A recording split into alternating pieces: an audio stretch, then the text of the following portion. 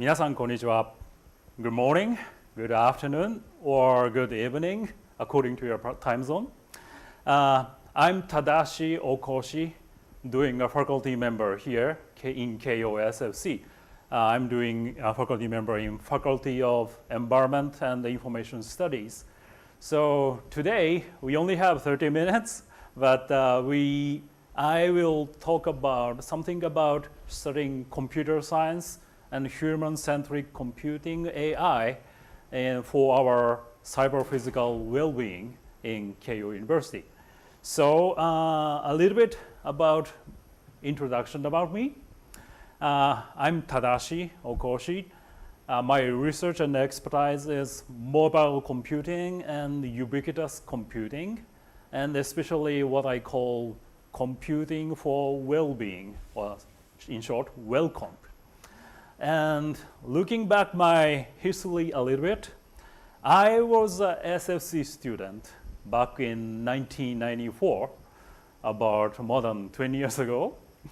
And I got a master's degree. I got a bachelor's and a master's degree here. And after that, I went to the United States to research about computer science more in Carnegie Mellon University in Pittsburgh, Pennsylvania. And after that, I went to the industries, and I spent 7 years in industries about web, social networking, and eventually I came back to the academia as a researcher and a faculty member here after I spent some nice time even in Singapore Management University. So, I wandered around the world, taking 10 years, 15 years, and I would say, yes, my career has been quite unique, but I would imagine each one of you have quite unique background, quite unique motivation, or quite unique ambitious for the future. And that diversity is one of the key important aspects for us in KOSFC.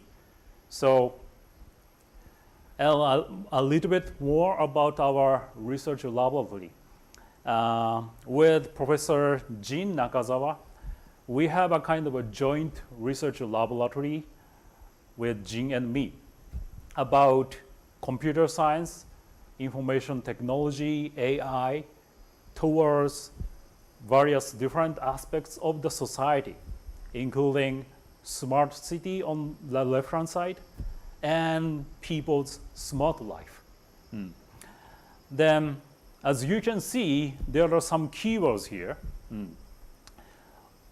Commonly for the left-hand side and the right-hand side, we have sensing in the beginning, the sensing data, obtaining data from the real world city or traffic information, or even humans' information about behavior, emotion, or mood. Then after that, analysis is here. Having much big data, we need to have a technology to analyze such big data to distill some value-added information. Then after that, finally, we have actuation and information.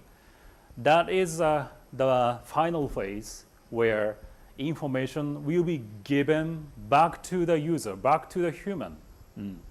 So that is the moment the computer system or information system will have a benefit, the actual benefit to human, back to human. So these kind of architectures are, the research map of our entire computer science in SFC, and a little bit about our research group. So we have about 50 to 70 people, including undergraduates, of course. And the most important aspect is that from the day one of your undergraduate life, you can join our research group if you want. So we actually have right now 5 freshman students, 13 sophomore students, and junior, senior, and graduate level, of course. So we are quite diverse people here. So we have a limit limited amount of time today. So I'm going to talk about 3 key messages from me to you about studying computer science, informatics, and AI here. So let's go on one by one. The first one is let's find your problem or define your problem in the extreme future. So what do you mean? What does it mean? In SFC, we often say you, the students, are a kind of exchange student, or in other words, ambassadors from the future. So right now we are in 2021, but think about 20 years later, 10 years later, or even 30 years later. That is the future of you. And we think each student is an ambassador from the future. So let's see this figure. Now we are in 2021, but let's think about the vision of, say, 10 years later, 2030, with some societal trend and the technological trend. You can define, or you can make a vision of yourself. I mean, your unique vision, and it's totally your freedom to define the future. Right? So, and there is one hint to define such vision in the future. Let's imagine some extreme situations, okay? So for example, about the trends in society.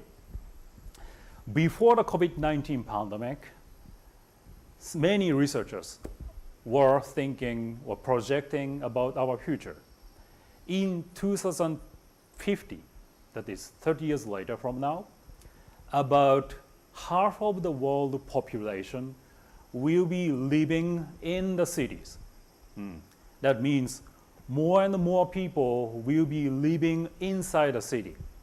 So the cities are getting bigger and bigger, and the rural area will be more and more sparse.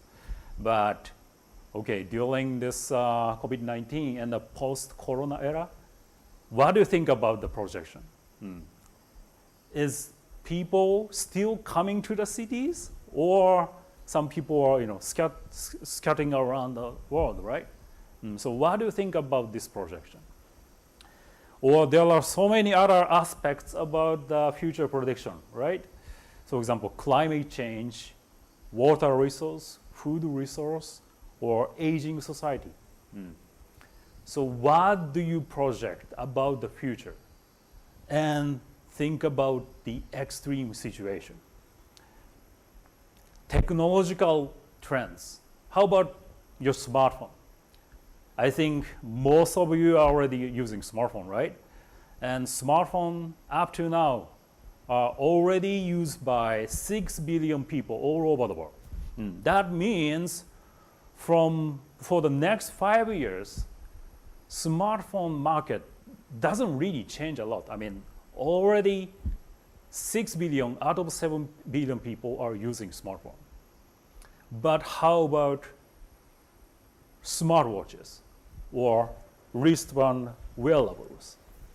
It is projected that for the next 5 years or 10 years, the growth rate of the smartwatches or wearables are even bigger and bigger, as you can see on this graph. And even think about virtual reality or augmented reality devices. So as you can see on the graph, the shipment of those devices will be projected double or triple or 4 times, 5 times. So, well, new opportunities are already not on the smartphones, but on smartwatches or virtual reality, augmented reality, or those devices. So what can we do if everybody in the world has own wearables or smartwatches? Or in other words, what would be a problem if everybody in the world has augmented reality or virtual reality devices. So think about that future. So let me introduce some of the students' research happening in our group. So the students, Shusuke, focused on pay attention to the smartwatch. Think about the future where everybody has a smartwatch. Smartwatch has various sensors inside this device. One of the devices, the sensors are accelerometer, which detects the vibration of the device. Well, suppose we have an umbrella to avoid rainfalls, right? So whenever we open the rainfalls, this smartwatch can detect vibration from the rainfall through the umbrella to this arm. Can we really do that? Yes, actually we can do that. The Shusuke built a system, application, and the server software to sense such vibration. And with the machine learning, AI technology, and the data analysis, yes, we can surely sense that. Through this smartwatch, we can sense the rainfall. So when we consider aggregating all the data about such information from all over the world, we can create new generation weather observation or even weather forecasting in a really fine grain. So this is the system considering about the future extreme situation. And another important, so another example is about from Melissa, one of the students of mine.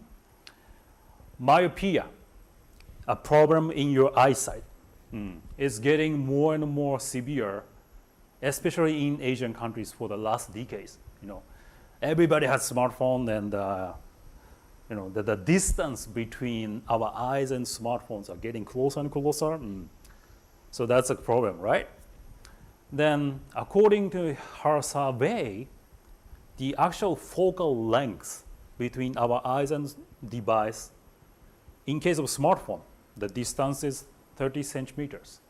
But in case of virtual reality or mixed reality goggles, that distance is actually almost 2 meters.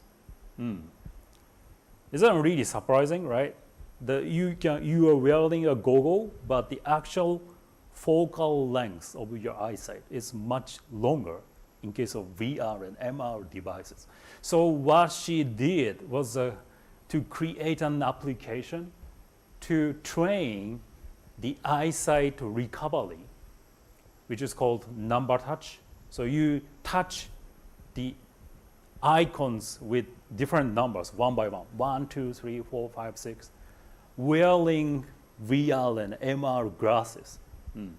So that so then she actually had a user study to investigate how people's eyesight is getting recovered. So this is kind of another research about future's extreme situation. So yeah, let's go on to the second message.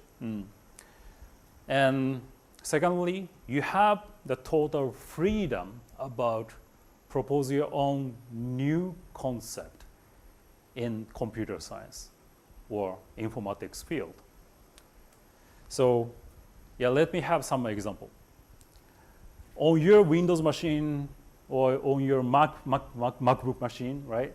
So you may be using files and folders on your computer, right? So that's kind of a daily life of your computing life. But this notion of file and folder was not there 30 years ago, 40 years ago. Say you're using that MacBook, right? So inside the MacBook notebook, there's a disk drive, hard drive or SSD.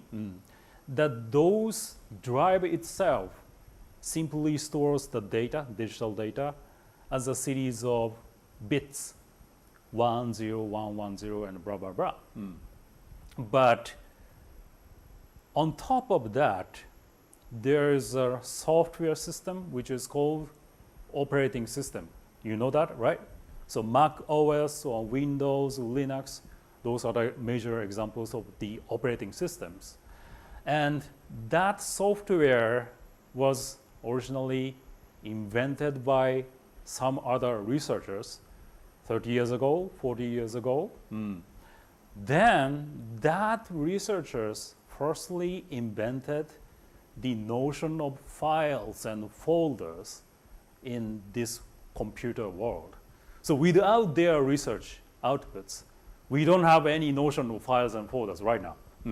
So 30 years ago, 40 years ago, these folders and files were quite latest and hot new concept in the computer science world. So the same thing we can do. We can come up with any artificial new concept in the area of computer science. So as you see some movies here, so this is another research example by our group member.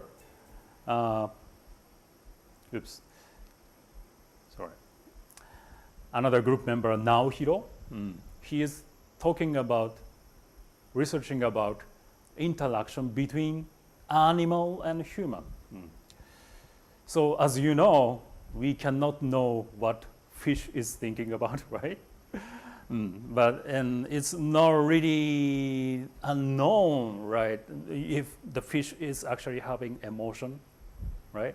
So, but we actually don't go in very detail about the biology, but we can think that we propose virtual emotion of each fish.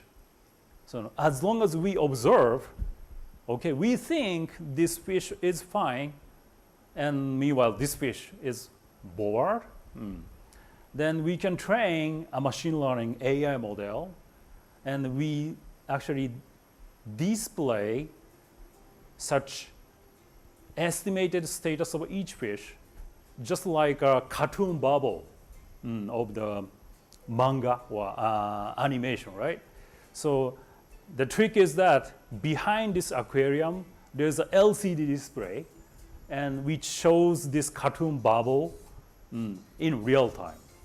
So Naohiro made this kind of system, and the point is that he proposed the notion, the new concept of virtual emotion, which is quite new. And as long as we can imagine fish emotion, it's quite a new opportunity to promote our relationship between fish and human. So this is an example of creating a new concept, and it's totally your freedom to think about any kind of new concept for better life. So the last concept here, last message for today is human in the loop. Keep in mind humans' behavior. Always keep in mind humans' behavior with ICT and AI technologies. This is the figure in the beginning of this talk, right? So we have three different components: sensing, analysis, and finally the third phase is feedback. And this here is the moment the computing system will have an actual benefit back to us, back to human, or back to society. But, well, the point is that we people are not always rational. We are quite emotional, right? So let's think about this example. Our Apple Watch application showed me, okay, so you already got excessive amount of food today, right? So you already got 3,000 kilocalories today, so you cannot eat anymore to better diet. But can we really stop eating? Well, whenever, for example, we have a good news, or even if we are frustrated, for example, we sometimes do emotional eating. We eat not only because we are hungry, but we eat because of frustration, because of emotional achievement or any kind of things.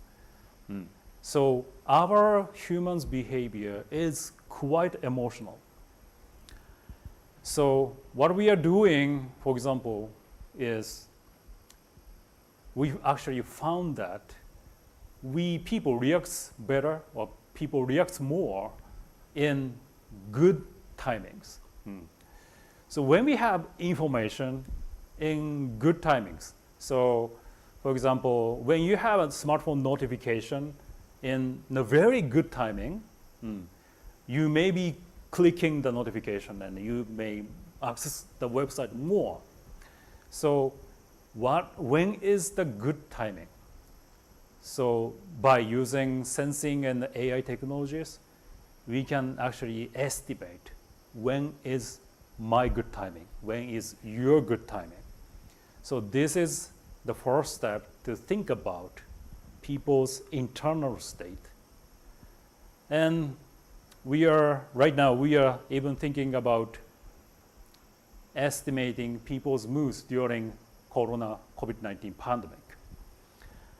So during this pandemic, people's mood, positive mood, negative mood, the mood of people drastically changes, right? So by using smartphone sensor data, so we have a joint research project with Yahoo Japan as a big search company in Japan. And they have a search big data. And combining such big data, we can train an AI model which estimates people's mood, positive mood, negative mood, for actually 10 million people, which is almost 10% of Japanese population. So when we plot such mood of last year, actually 2020, so this bar graph on the bottom, see, this is the number of COVID-19 new patients. So we have first wave in April last year, and the second peak in August last year. But quite interestingly, when we plot this blue line, 10 million people's mood in the same graph, see, at the peak of the first wave of corona pandemic, people's mood goes the worst. And look at the second peak of the mountain. Again, people's mood went down again. So, and the interesting thing is that this AI model itself was built in 2019, which is before pandemic. So the AI model can input the data of 2020 and quite correctly estimate people's mood, good mood, bad mood, in a large scale. So, well, having this kind of big data, our computing system, information system, can step by step, can consider about our emotion, our mood, such kind of, well, internal states of human being. So that would be a first step to make a even better or even kind system, nice system of computer science. So we are running out of time. So we studied 3 messages: extreme situation, extreme future, new concept, and human behavior. But after that, well, going back to the story of diversity. As I said, each of you have diverse background, diverse education, diverse motivation and ambition. And that diversity reflects each person's problem idea or the concept idea. So the last word is the SFC really wants each of you with the diverse background. So this is it from my side. Thank you very much. So we really look forward to see you again in KOSFC. And I may have some questions or not on YouTube. So probably, okay, we don't have any questions right now. But we are running out of time, so we are almost ending this session. But my message here is that in SFC, there are so many different people with so many different motivations, ideas, and it's a great opportunity for you to have some collaboration among each of us. So we always welcome you from anywhere all over the world. So we are actually looking forward to see you again in KOSFC. So this is it for my side. Thank you very much. So see you again.